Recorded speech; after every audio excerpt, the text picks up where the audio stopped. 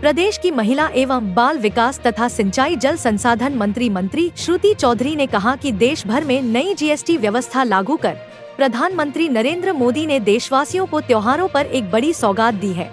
इससे देश के किसान, मध्यम और गरीब वर्ग के साथ साथ आमजन, युवा और महिलाओं के जीवन में खुशहाली जाएगी।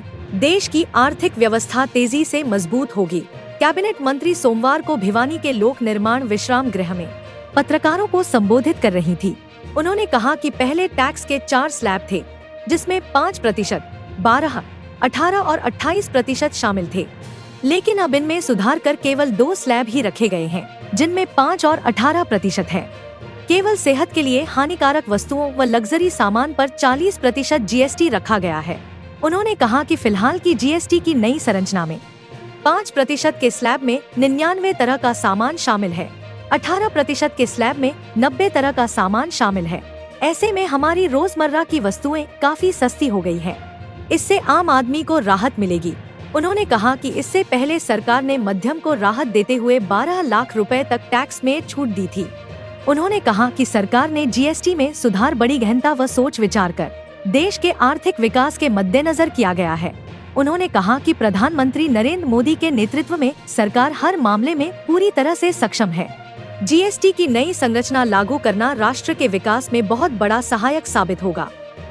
उन्होंने कहा कि प्रधानमंत्री श्री मोदी दूरगामी सोच के साथ देश हित में ठोस और कारगर निर्णय ले रहे हैं। प्रधानमंत्री के कूटनीति निर्णयों से भारत की आज दुनिया में अलग ही पहचान है। उन्होंने आमजन को सर्वोपरि और देवो भव माना है। उन्होंने कहा कि ऑपरेशन सिंदूर के माध्यम से भारत ने पाकिस्तान को करारा जवाब दिया, जिसको पूरी दुनिया ने देखा। भारत आज एक नई ताकत के रूप में उभरा है। उन्होंने कहा कि प्रधानमंत्री ने जीएसटी की नई संरचना लागू करने के साथ ही देशवासियों से स्वदेशी वस्तुओं को खरीदने व अपनाने का आह्वान किया है। इससे गरीब व मध्यम वर्ग का उत्थान होगा। उन्होंने कहा कि हमें वही चीजें खरीदनी है जिसमें देशवासियों का पसीना लगा हो। इससे लघु एवं कुटीर उद्योगों को भी बढ़ावा मिलेगा। इसके साथ ही उन्होंने कहा कि मुख्यमंत्री नायब सिंह सैनी के नेतृत्व में प्रदेश सरकार किसान हित के लिए प्रतिबद्ध है। जल भराव की स्थिति में सरकार द्वारा जिला भिवानी में तोशाम क्षेत्र के गांव सागवान सहित अन्य क्षेत्रों से बारिश के पानी निकासी के लिए हर संभव पूरे प्रयास किए जा रहे हैं। फसलों में हुए नुकसान की भरपाई के लिए सरकार द्वारा क्षति पूर्ति पोर्टल पर आवेदन मांगे गए थे। इसी प्रकार से पानी से घरों या अन्य नुकसान के लिए सरकार ने मुआवजा राशि तय की है। सरकार किसान के साथ साथ आमजन के हित के लिए गंभीर है।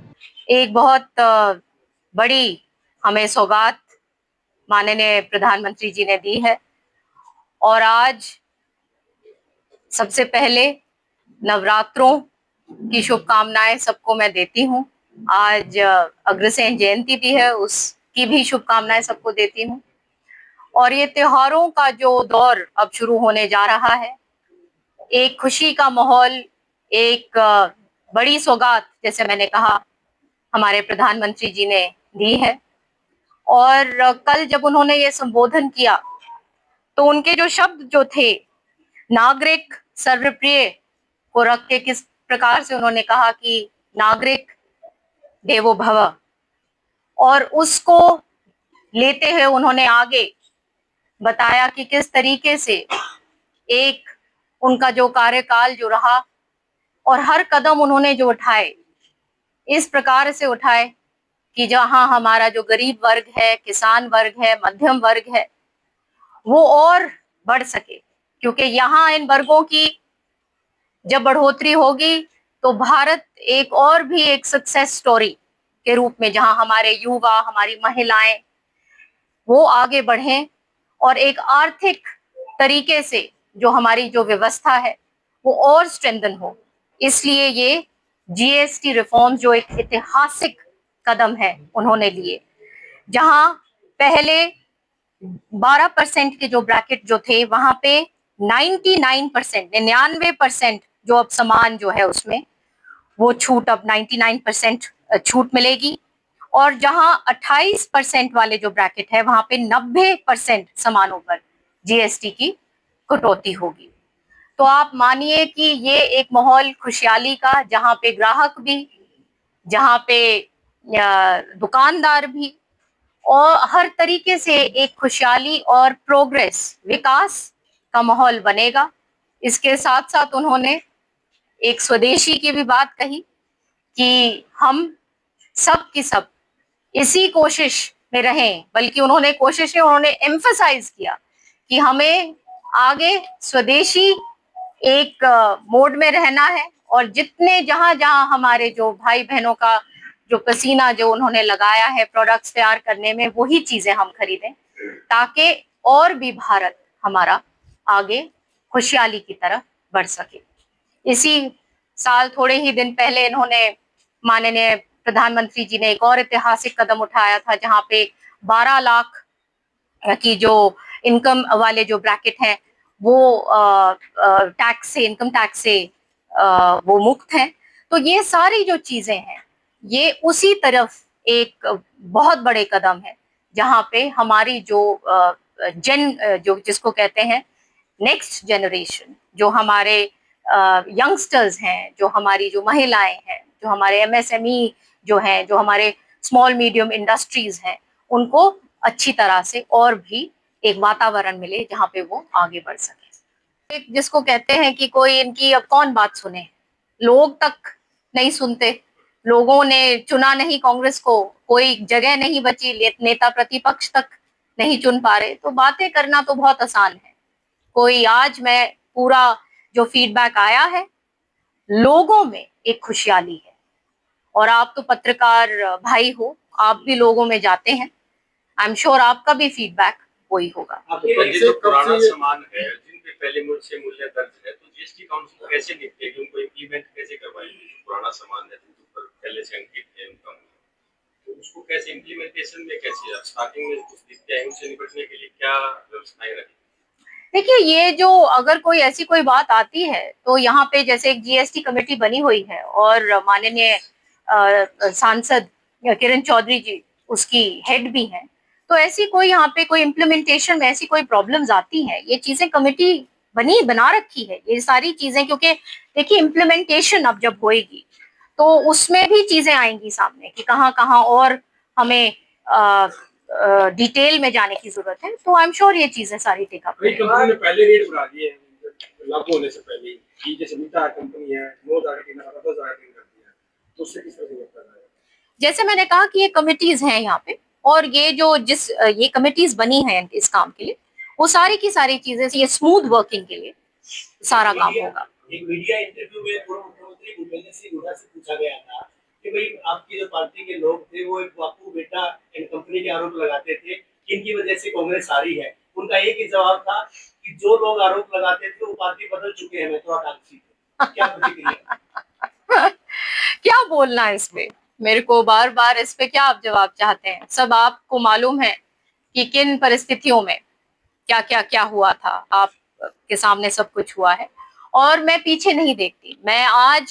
मैं तो भगवान का बहुत धन्यवाद करती हूँ कि मुझे एक ऐसा रास्ता मिला, एक बहुत अच्छी पार्टी मिली, बहुत अच्छे नेता मिले, अच्छे प्रधानमंत्री मिले, और हम अब लक्ष्य के साथ, मेहनत के साथ काम कर सकते हैं, और अपने लोगों की आवाज उठा सकते हैं। इससे अच्छी और बात क्या हो सकती है? बाढ़ के बाद किसानों के लिए सबसे बड़ी समस्या है तो उसके लिए सरकार क्या कदम उठा रही है? खास तौर पे एक फसल खराब हो चुकी है, दूसरी अभी जो है और बोने की कोई संभावना नहीं बन पा रही, कई जगह है।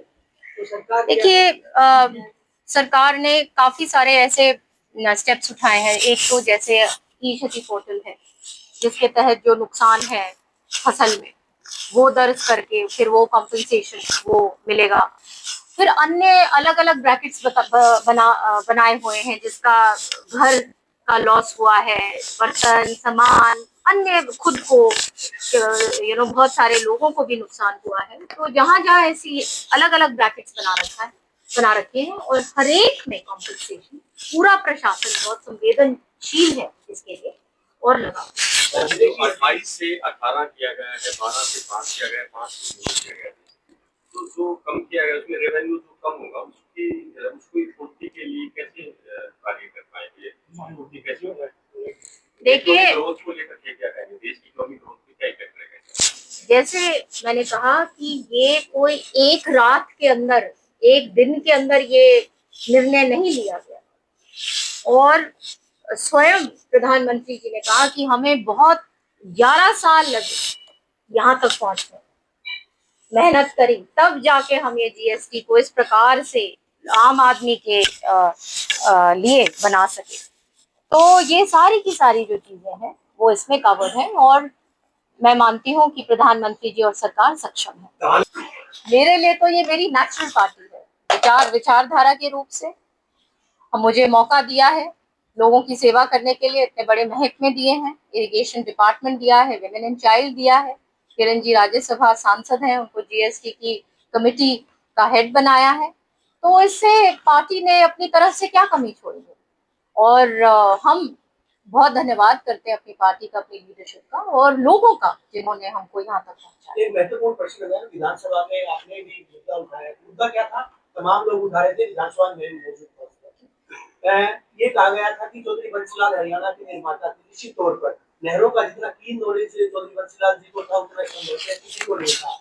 अगर उनके हिसाब से काम किया जाता, कमियां कहा रही है जब ये बात, क्या पहले समय से पूर्ण सफाई नहीं करवाई थी? देखिए आप देखिए, पहली बार हमारी जो नदी, जो टांगरी नदी है, जो सीजनल नदी है, उसकी डीसिल्टिंग पहली बार हरियाणा के इतिहास में कराई गई, इसलिए उसकी कैपेसिटी बढ़ गई।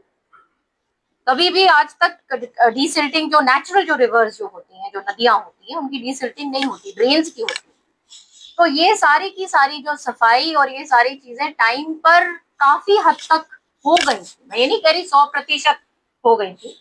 हम जहाँ कमियां हमने देखी हैं वहां पे हम और उन चीजों को और खींचेंगे और अच्छी तरह से करेंगे।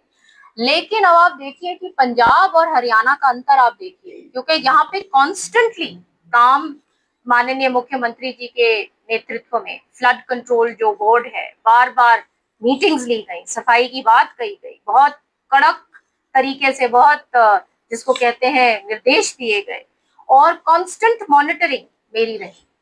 तो उसके कारण और फिर जहां जहां अफेक्टेड हुए लोग, वहां पे भी फिर प्रशासन बिल्कुल जिस प्रकार से तोशाम में, जिस प्रकार से लोग जिस इरिगेशन डिपार्टमेंट की आप ले लीजिए, जिस प्रकार से मेहनत वहां पे तोशाम में की गई है, मैं बहुत कॉन्फिडेंस के साथ कह सकती हूँ कि बाकी असेंबली में भी उसी तरीके से काम किया गया है, इस तरीके से बिना किसी भेदभाव के कि किसान, हमारे जो आम नागरिक हैं, उनका जितना बचाव हो सके होए।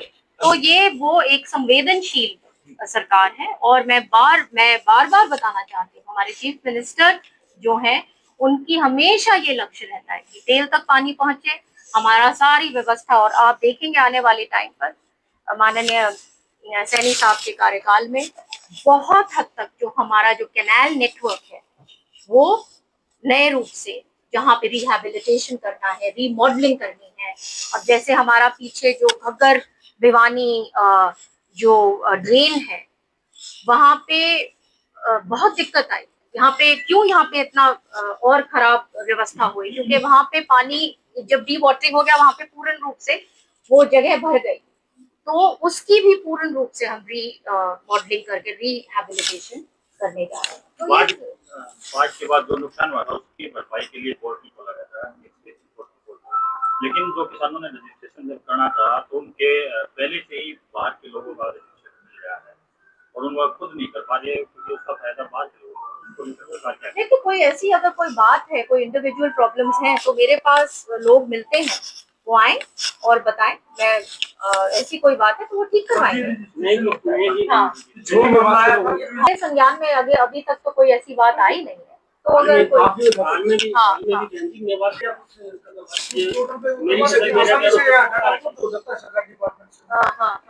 कोई भी इसको ऑनलाइन करवा देता है कि ये जो प्रशासन है, ये प्रशासन का काम है कि ये पूर्ण रूप से देखे कि कोई भी गलत तरीके से यहाँ पे कोई इसका इसको एक्सप्लॉइट ना करे, और जो सही लोग हैं, जो पीड़ित लोग हैं, उन तक ये बात, उनको ये जिनके लिए ये बनाई गई है व्यवस्था, वहां तक उनको ये